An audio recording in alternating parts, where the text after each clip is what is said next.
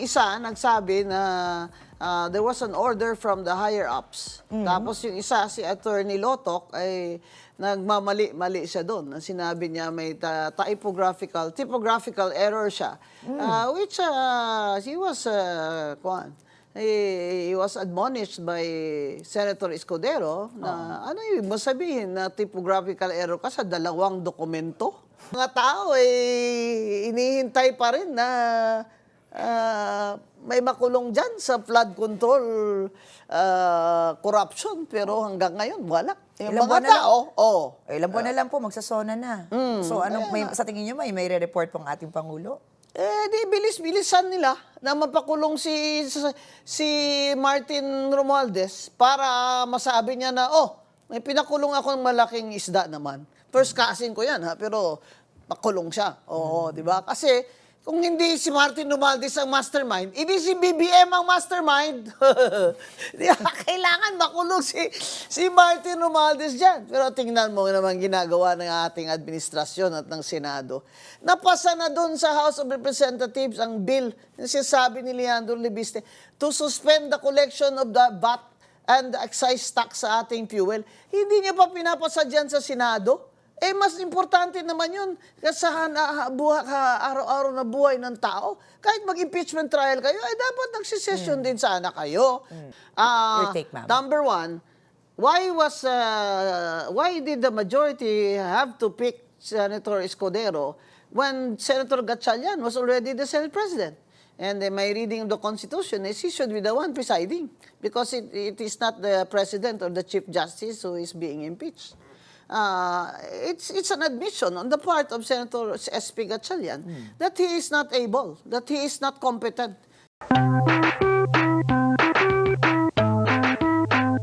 Ito po, nasa ika-6 na araw na po tayo ng pagsubaybay natin sa impeachment trial ni VP Sara. Kayo po ba ay naboboard na sa mga argumento o mas na-excite po kayo? Lumalalim po ba sa inyong pananaw ang kanilang mga argumento? Naboboard ako doon sa dalawang NBI witness kasi they were supposed to corroborate each other's testimony.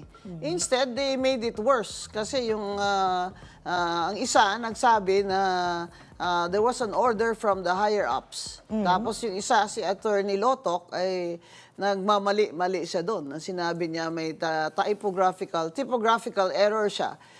Which he was admonished by Senator Escudero na ano yung masabihin na typographical error ka sa dalawang dokumento? Which Senator Amy Marcos, of course, was the one who brought that out to the Senate court. So, first 2 days, the first 2 witnesses ng prosecution, I don't think they were exciting at all. You know, these NBI agents are so boring, you know. You know that they're just, utusan lang sila. Yung tingin siya ng tingin sa notes niya, yun yung humarap. Kasi siguro nahihiya rin siya sa mga sinasabi niya. You know, I was a judge also as COMELEC commissioner. I was chair of my division. And we decided over election cases, of course, including the disqualification case of Bongbong Marcos. I was the presiding officer there. Makikita namin yung demeanor ng witnesses. Kasama po yan sa pag-weigh mo ng credibility ng witness. Kung siya ba ay is she telling the truth? Is he lying? Is he avoiding? Ganon, ano? So, yung Attorney Lotok, yung demeanor niya was very poor as a witness kasi tago siya ng tago sa notes niya at sinabi niyang dalawang typographical error. Katanggap-tanggap po ba yun? Parang, di ba, pag ikaw nga ay magsasubmit lang ng thesis mo, talaga double check ng proofread, triple check pa nga po, and I mean for an NBI agent. Ibig sabihin, he's not telling the truth. Kasi kung isa lang, baka masabi mo pa, baka nagkamali lang ng petsa ito, di ba? Pero dalawa, pare-parehas, tsaka abogado siya. Hindi niya tiningnan bago siya nag-subscribe sa affidavit niya. Hindi naman siguro matatanggap ng mga senador yan at public na nagkamali lang siya. His rank is too high, director siya, tapos lawyer siya. his rank and professional qualifications too high to make two errors that are crucial. Quote-unquote, Because it typographical. will affect his credibility. Oo. Ma'am, marami rin tayong nakapansin ng mga taga-subaybay. Ano? May mga nag-message, may mga nag-post po sa ating mga channels. Marami nakapansin po, nakayuko po si attorney. Is this indicative of anything? Hindi po siya makatingin Nakayuko daw. siya lagi, di ba? Nakayuko. Oo. Yung iba naman pong witnesses, talagang Oo. eye to eye sa inyo. Oo, talaga. Eh, What does this indicate, ma'am? Or am I reading too much into No, it? you're correct. That's why I said na kaming mga huwes, ang mga huwes, including, of course, Senator Escudero, will have to take that demeanor as something na parang avoidance. Nag-avoid siya ng eye contact because ayaw niyang matanong ng hard questions. And that will affect his credibility. Hindi naman yata katanggap-tanggap na lagi na lang siya nakayuko, nakatingin sa notes niya. Kaya, di ba, the defense counsel emphasized that he was just reading from his notes. But, reading from your notes is also allowed, even in court. If you read from your notes, the notes na ikaw ang gumawa. Pero, siyempre, hindi naman yung lahat, babasahin mo na lang dyan para ka namang, parang robot ka lang. Babasahin mo lang lahat doon sa sinulat. Baka may iba ang sumulat niyan para sa'yo. That's the point why, not looking at the judge and the court is when you are a witness, especially if you're a government officer of such high rank, is a no-no. Yung points mo, bababa for credibility. Di ba? Which is exactly what happened. Dalawang errors sa petsa, sa subpoena, tsaka sa affidavit niya. Sasabihin niya lang, typographical error. Yung typographical error, ano lang yun, yung mga nag-misspell yung pangalan, di ba? Yung mga hindi pwedeng typographical error lang yung petsa. Bukod Kasi po, notaryado yun. Opo. Oo. Oo, tsaka ilang beses ni-review yan ng notaryo, syempre, di No, ba? tsaka sinulat niya binasa niya yun abogado siya. So, bukod po dyan, attorney, bukod po sa sinasabi nga natin na kaduda-dudang body language, ayon nga po sa ating maraming taga-subaybay, ay marami sa mga kritiko rin nagsasabi nga, nakapo na rin po ng ganoon, tsaka yung mga typographical errors niya. Ano po sa palagay nyo yung biggest weakness na naipresenta niya ni Attorney Lotoc bilang isang witness? Ang purpose kasi ng pag-present nila ng, I don't know if this is their strongest witnesses I don't think these are the strongest witnesses for the prosecution. And yet, inopen nila yung curtain ng trial with these witnesses who are, for me, they are weak witnesses. They have not mastered their testimonies. The first one was presented as some kind of forensic expert. 2 buwan lang naman siya nag-aaral nung forensic evidence analysis, expert na siya. Di ba? Sa aming kunyari, if you go to attend a certain program in Harvard, before you can attend a certain program, you should be considered an expert in your field. You should have a minimum of at least 8 years in that field. Di ba? Siya, 2 months lang siya nag-aaral nung forensic evidence analysis. Expert na siya doon. Di ba? So, it doesn't mean that if he's presented as some kind of expert, that he is an expert, di ba? At saka, I don't think he was presented as an expert witness. Iba yun. Iba yung dapat siligutan. Sinabi niya, Your Honors, we are presenting at the NBI agent so-and-so as an expert witness on forensic analysis of the video. He is an expert witness on that video. But unfortunately, yun nga, hiningi lang nila sa ABS-CBN yung video na yun after the date that they issued, that this Attorney Lotoc signed or had his affidavit notarized. So, hindi nagtutugma.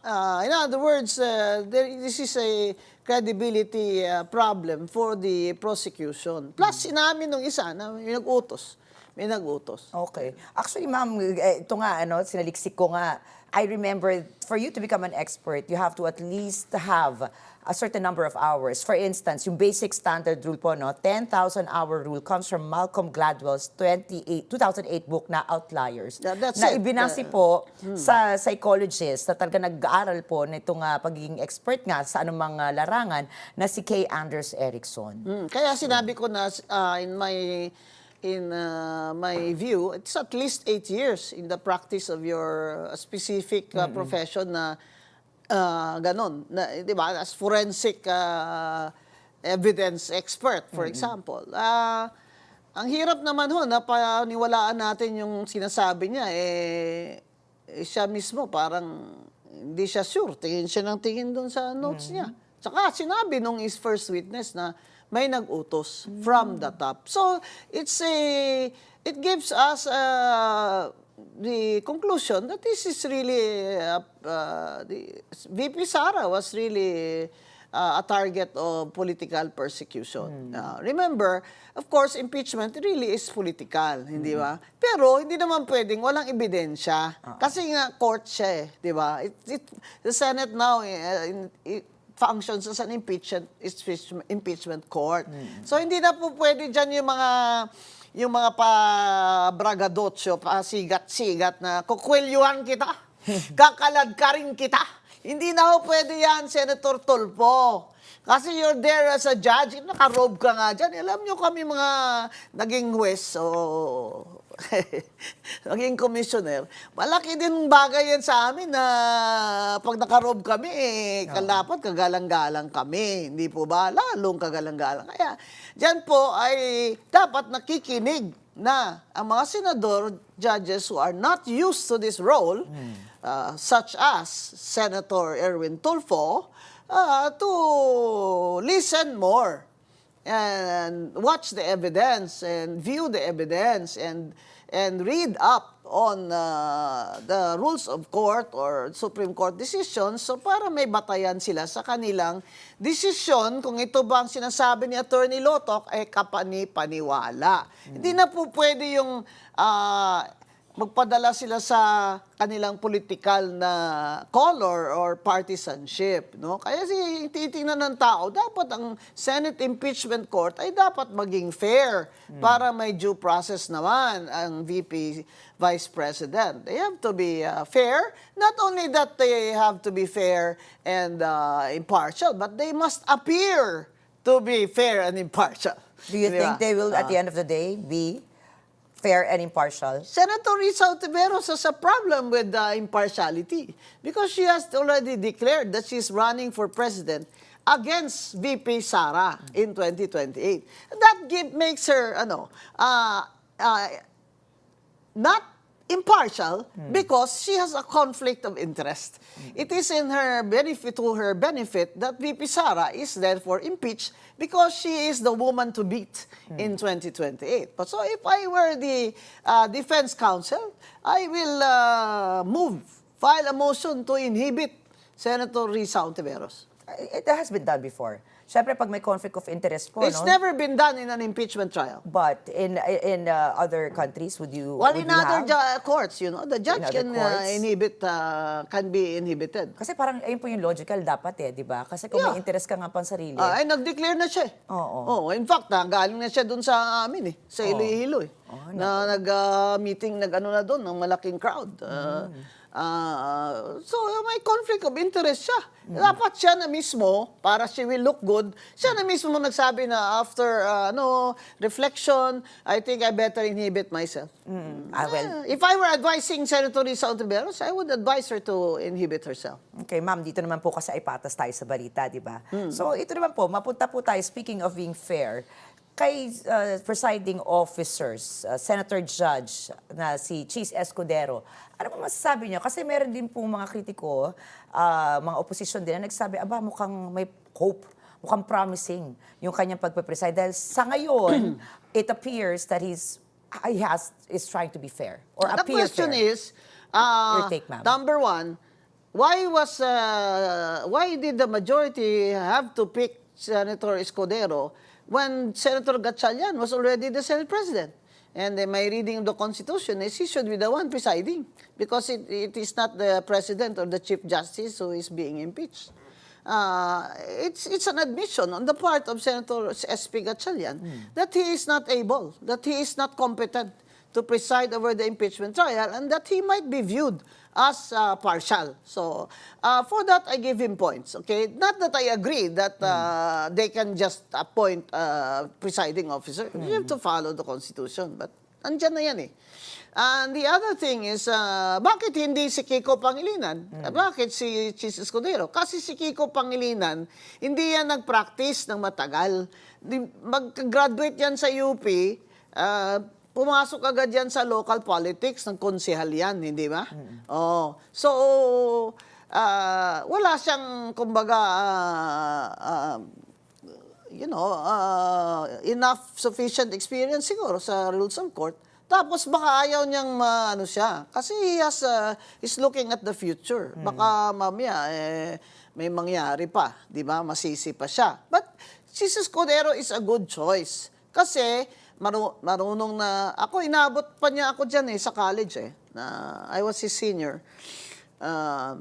Nag-abot pa kami sa college. He's a good choice because among them, he's the one who knows the rules of court better. And he has already, what do you call this? I think he practiced law before he entered politics. So far naman, ang mga call ng mga ruling ni Senator Escudero ay ayon naman sa rules of court, tsaka sa I suppose rules of the Senate, no? Kasi dati naman siyang Senate President, hindi ba? Tsaka marunong siyang makinig muna bago siya mag-ruling, di ba? Yung pinapa-strike from the record ni Senator Pia Cayetano, yung mga sinabing ganun-ganun.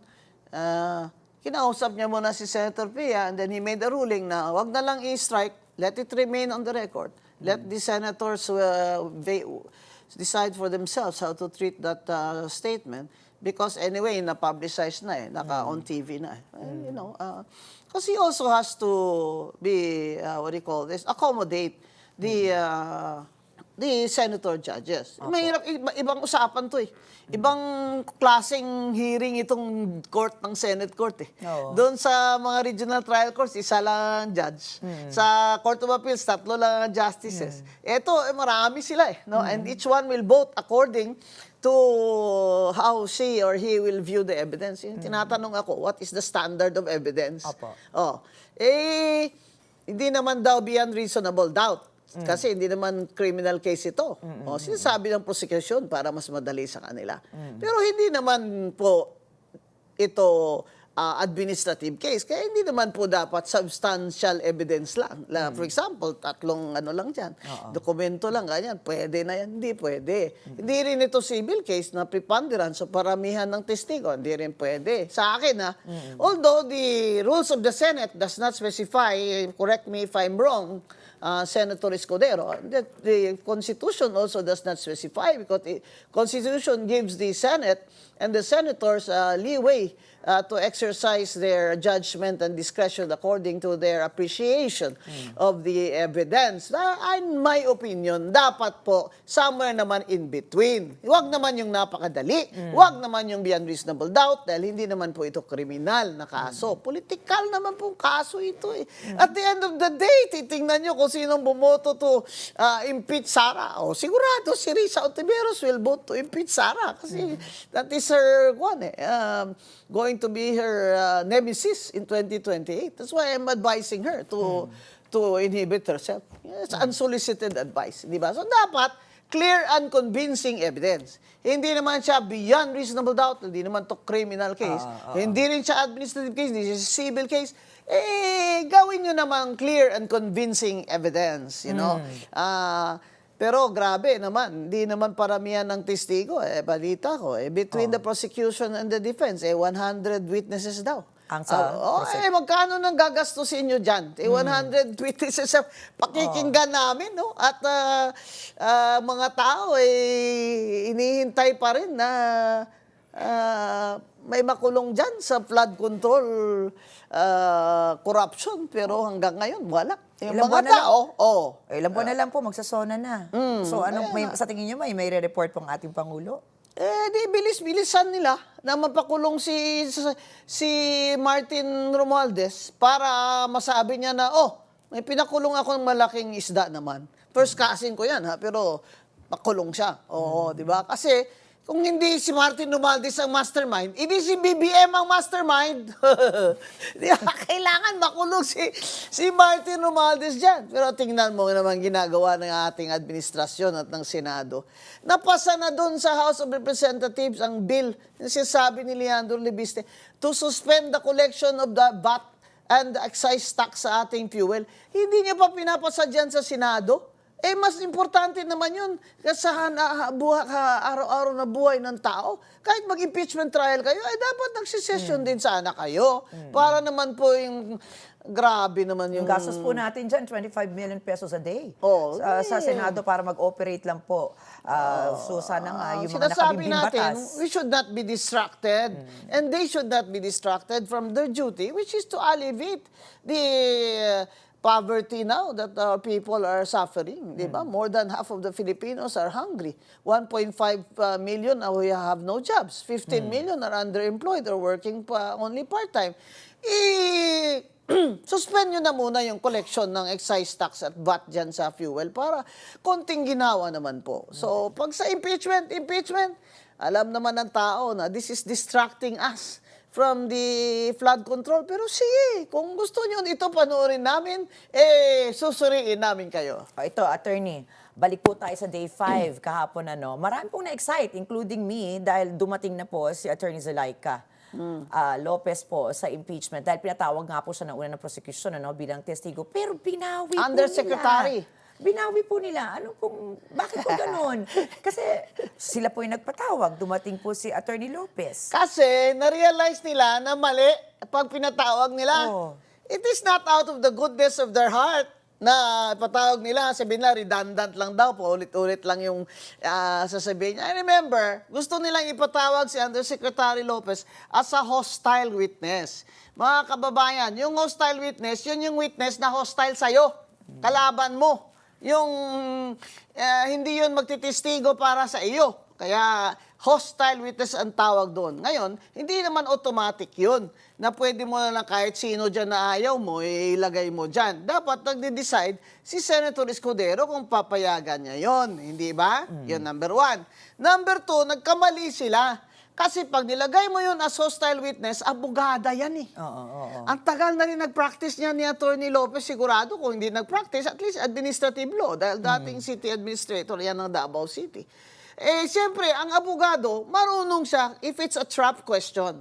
Marunong siya if it's a trick question, marunong siya sumagot dyan. So instead na gusto mo siyang ilunod doon sa gusto mong line of questioning and testimony, lalo naman siyang nakadepend ng sarili niya at kay Vice President Sara. Isa pa, and I think the more important thing, why inatrust nila yan, and if they don't realize it yet, well, at least now I'm saying it, is because Yusek Attorney Lopez testimony would have proven that the so-called utterances that they classified as grave threats of VP Sara were just emotional outbursts.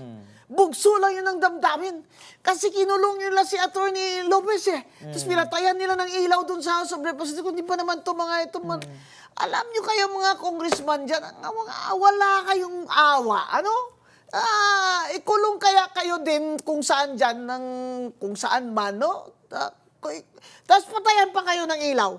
Tapos sinabi pa, nag-order pa na itatransfer si Yusek Attorney Lopez doon sa Women's Correctional. Ay, siyempre po naman natakot. Kaya po numagulhol. Nagpanik sa takot. Kaya po naawa si VP Sara at nag-react dyan. Kaya she would have testified the antecedent events that will lead now the events to a conclusion that the outburst na pag pinapatay nila ako, may sinabihan din ako na patayin sila. Pag, kunyari, theoretical, hindi niya sinabing pinapatay ko sila. Pag pinapatay nila ako, kung sakali, di ba? Yun ay emotional outburst because of the antecedent events. And you know, under the Supreme Court ruling in Israel versus people of the Philippines, emotional outburst can be a valid defense against grave threat. Oo. Ayun na nga po ang umiikot po tayo sa digital evidence kahapon, ano? Actually, no, mga nakalipas pa po na mga araw. So, ito po, ang sabi nga ng depensa, iba nga yung konteksto. Gaano po kahalaga ang konteksto? Sa defense? Doon sa grave threat? Sa grave threat po. Sa No. paglalagay po ng linya, sa pagitan po ng isang Oo. talagang grave threat at Oo. saka po ng isang outburst, as you would call it. Hindi ko maintindihan din baka hindi lang ako nakinig ng mabuti. Bakit ba kayo grave threat ng grave threat? Criminal case ba ito? Wala bang nag-offer si Ligutan? Hindi ko alam kung in-offer niya itong testimony na ito na may grave threat to prove treason, betrayal of public trust, because grave threat by itself is not an offense that is impeachable. Kung grave threat ang classification niyo, hindi dapat beyond reasonable doubt na grave threat yan. And if you fall from that beyond reasonable doubt, then your testimony should not be believed. Kayo na mismo nag-set ng very high nyo na standard of proof beyond reasonable doubt by calling it grave threat under the revised penal code. Yun ang mali nyo. Ewan ko, mali din niligutan. Mali yung foundation niya, Ricky. Opo. Masyadong maputi yung foundation niya. Alam nyo, mga kababayan, ang ayaw ko lang dyan talaga, yung mga abogado, pasikat. Ako sa court ko noon, nung pasikat ng abogado, tatanungin ko talaga what is your objection? Just state it. Padami mo pang po sa kalye, ha? You're wasting my time. So, mag-object na siya. Because mag-explain pa siya. Ano akala niyo kung Senator Escudero hindi marunong mag-rule? Explain. Magwaray-waray pa siya. Alam mo, doon talaga ako nabuisit yun. Nagwaray-waray siya just to show na waray siya. Ano ka man, Nunoy man, kami nga mga Ilonggo, sa ako niya, yung pahambog na, alam mo na, that is a court? Sa court ba, magwawaray ba ako? Mag-iilonggo ba ako doon just to show off to the court na I am Bisayan? Grabe naman to.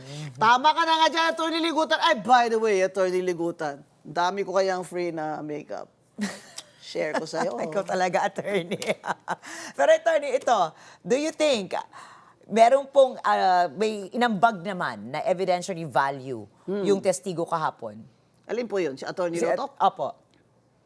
Anong inambag All niya? in all, ano po yung naiambag niya siguro sa prosecution? Siguro or, dami na- or mas nakatulong po ba siya sa depensa? Hindi po siya nakatulong sa prosecution dahil nawala na po siya ng credibility. Kahit ano pa sabihin niya, in the end, sabi niya typographical error yung dalawang dokumento niya. Wala na. Hindi ka na dapat maniwala nun sa kanya. Kung ako sabi ko, niluloko ba ako nito? Kung hindi pala binring up ni Senator Marcos, lulusutan ako nito. So, good job, Senator Amy Marcos, who, of course, studied law in the UP College of Law, although she's not a lawyer, but she studied law. She studied law. She was my seatmate in evidence. Marunong ng evidence si Senator Amy Marcos. And to her credit, she was the one who found that out. That's very crucial sa what do you call this, prosecution. Remember, the prosecution has the burden of proof. Di ba? Hindi yung dapat pagtanggol ni BP Sara na hindi siya walang offenses doon na impeachable, etc. No, it is the prosecution that has to prove na lahat ng allegations nila doon as grounds for impeachment ay may ebidensya sila. Hanggang ngayon, di ko maintindihan bakit stuck kayo dyan sa grave threat. Parang obsessed na kayo dyan sa grave Ma'am, threat. 4 po yung articles of impeachment. Marami rin po ang nagtataka. Bakit po ito yung inuna? Ito po ay samantalang 4 po yan, ano? Why po this particular article of impeachment number 4? Bakit kasi pang nanggigigil na siguro si BBM dyan, saka yung First Lady, na talagang unahin nyo yan kasi tinreten niya ako. Palagay ko may nagpapasikat din dyan sa NBI Kaya ganyan yan eh. Pero ang prosecution, bakit yun? Bakit hindi yung confidential funds? Siguro hindi pa kayo ready doon, ano? Pero yung NBI, ready sila, pero typographical error, pecha. Attorney, bago po tayo dumako sa day 6, because today is day 6, ang balita ko nga po ay mga closing arguments na lang po ngayon. At baka masimulan na po yung susunod po na article of impeachment. Ano Aba. po muna ang Anong naging arguments? Ano daw biggest arguments? takeaway Sige, ano? ninyo sa day 5 nitong ating impeachment trial kay VP Sara? What was the biggest takeaway po? Well, again, that the prosecution is creating several errors. One is threatening to present Yusek Lopez as a hostile witness and then bawi. The other thing is hindi clear ang purpose for the testimonies of these two NBI agents. Kaya minsan nag-object yung defense counsel na objection, Your Honor. The question is vague. Tapos instead na hintayin yung ruling, litania na naman si Atty. Ligutan why it is not vague. Alam nyo, nakakapagod pag ganito mga abogado ng harap sa akin, alam nyo, bumultahan ko kayo kung nasa Comelec kayo, nag-appear kayo sa akin eh. Kasi hindi ganyan. Hindi ganyan ang tamang paglilitis. Alam nyo na yun. Kaya lang may camera kasi, Ricky. Pag may camera, nag-iiba na mga nito eh. Anyo? Nag-iiba na yung mga, mga Postura? mga sinasaniban na sila ng mga kabadingan ba? Yan ang problema. Kaya ayusin nyo yan sa second set. Kung baga sa tennis, second set. Ayusin nyo naman. Para mayroon naman kaming challenge. Tingnan nyo si Senator Lito Lapid, malaka challenge kayo dyan eh. Ayaw niya rin, hindi na siya nagsasalita. Wala naman kasi kayong challenge. Attorney, ayon po naman sa prosecution, nakakalamang naman daw po sila. Sabi Now nila. that you've seen po, more or less, it's the 6th day today, medyo nakikita nyo na yung style po, no, estilo ng prosecution. Sa tingin nyo po ba, sino po talaga mas nakakalamang when it comes to legal matters and attack? Kasi nga ang batayan ko is, were they able to prove? Kasi they have the burden of proof. Sa akin, kung ako nakaupo ko na huwes dyan, sa akin, wala eh. Itong first two witnesses nila sa akin, they were not able to prove. What did they prove? That she said those words? I already saw the video. Bakit ka pa mag-opinion? Isa pa yan. Dapat inobjekan yan eh, yung opinion niya. Ang opinion niya, sabi niya, in my opinion, the threat is absolute. Hindi ka nga abogado eh. Bibigyan mo kami ng legal opinion that utterances of Vice President were, number one, it was a threat. Number two, that the threat was absolute. You were asked by the Senator Judge Cayetano, was it a conditional threat? Sinagot mo naman na, in my opinion, that threat was absolute. Alam mo, attorney, ayaw na yung mga abogado, yung hindi attorney, na nag-attorney-attorneyhan na. So please lang, huwag kayong magbibigyan ng legal opinion nyo pag hindi kayo abogado. Sabihin nyo, I'm sorry, I'm not a lawyer, I cannot give that opinion. Diba?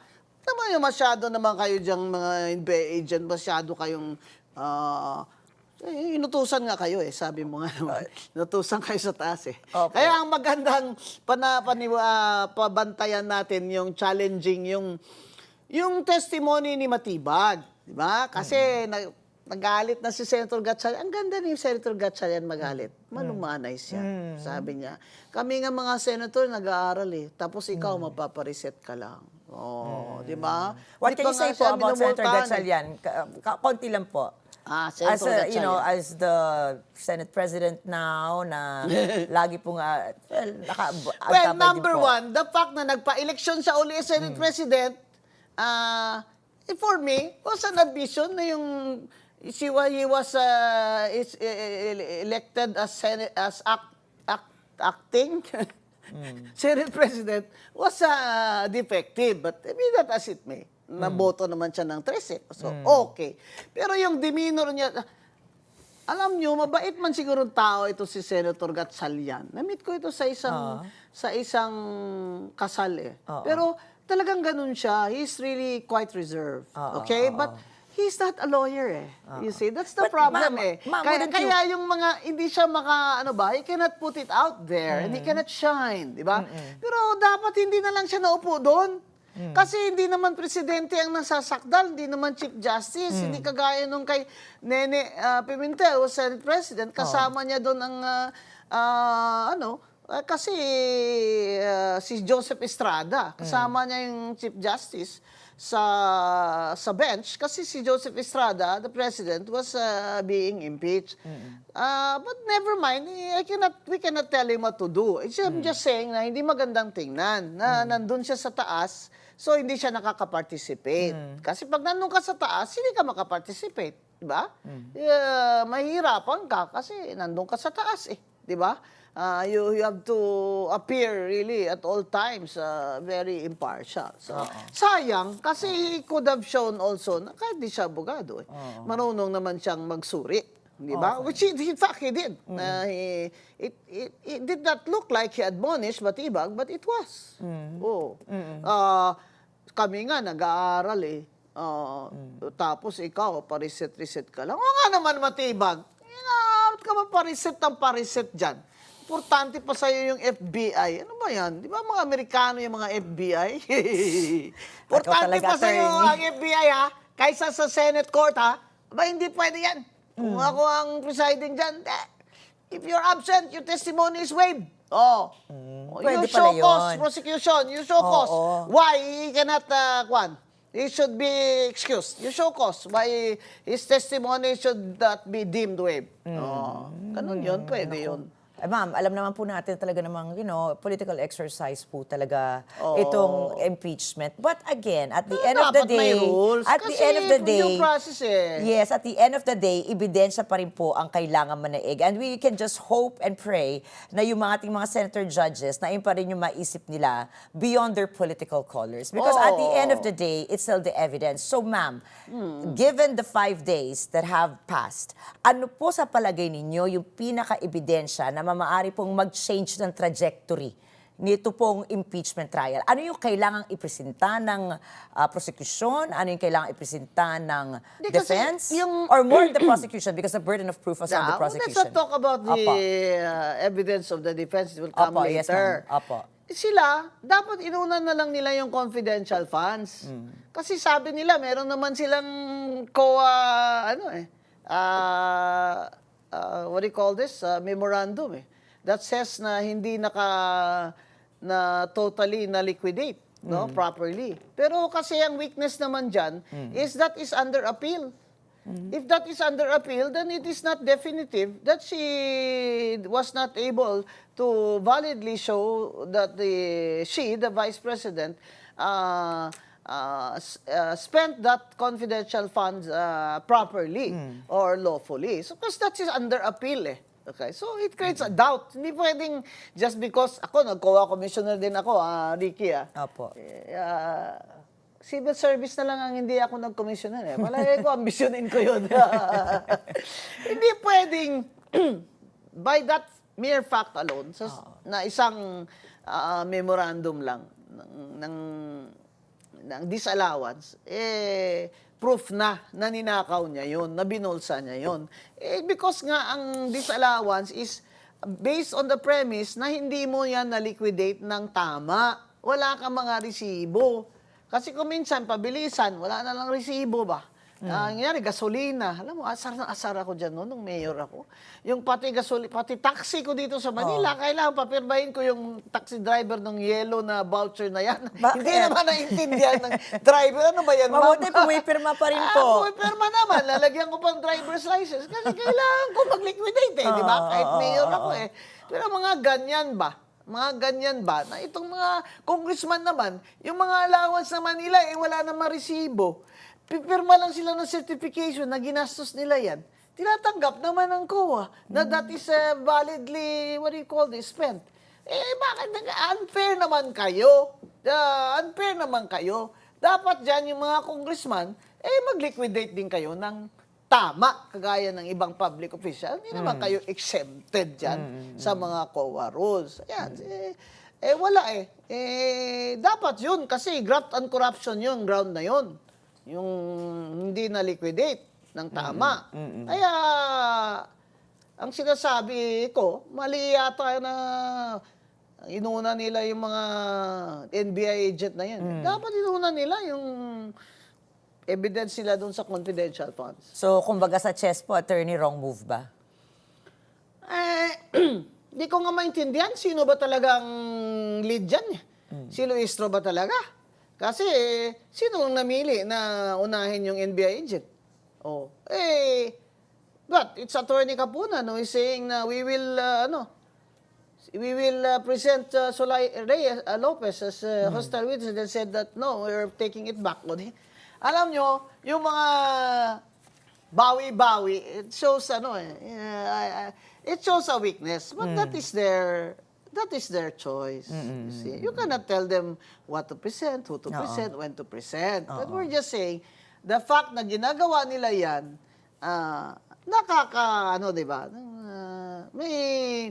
May effect yan sa public tsaka Perception po. sa senator judges. Oo. Ito po, ma'am. Samantala po, oral argument sa pagitan ng prosecution at defense team kaugnay sa pagsabina sa tax document at bank records ni VP Sara at asawang si Man Scarpio nakatakdang isagawa ngayong araw. Ano Ayun yan, na nga oral po, argument? closing po yata nila ngayon. So ito po ngayon yung kanilang tatalakayan. So ma'am, ito isa pa tumain na Ang usapan, issue dyan, ano? Ayun na nga po. Ang first day, kasi ang issue talaga dito is this a fishing expedition. Namimingwit lang kayo ng ebidensya Kasi wala naman yan sa ebidensya na in-attach ng complainants dun sa House of Reps. Pero nilagay nyo sa, sabpina ng mga congressman at ni Luistro dun si sabpina, kahit wala sa complaint, para maipasok sa articles of impeachment, sabpina is fishing, di ba? Hindi naman pwedeng wala sa attachment sa ebidensya ng complaint. Ikaw ang magdadagdag. Ikaw naman ang investigador, kumbaga, di ba?